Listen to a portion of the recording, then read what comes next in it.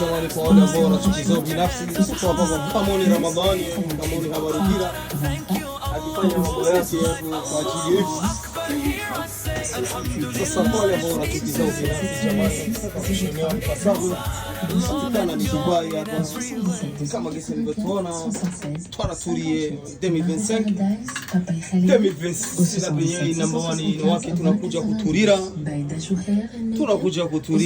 kwa wale ambao wanachukiza binafsi.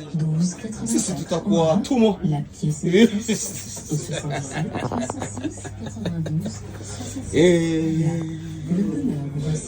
lakini njia itapatikana wapi jamani?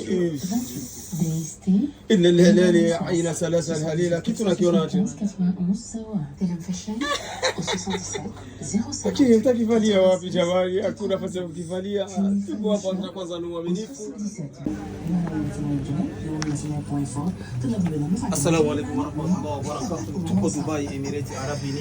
Kwa Kamoni ni Thailand ambaye imechukua nafasi ya kwanza kwa kuweza kumtengenezea nyuki and nyukita from 2026 25 to up 2026. Kama vile mnamuona mkweli ni X35, ukimfanyia kitu cha ukweli ni 2025.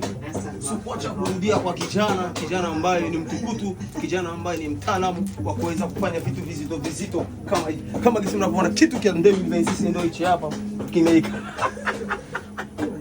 Hichi mtakiona ndani ya tawa ini Nyabugete number 1. Tuko ndani ya Dera, vitu yote vinatoka hapa ni vitu expensive, bila kumsahau mama yenu mdogo.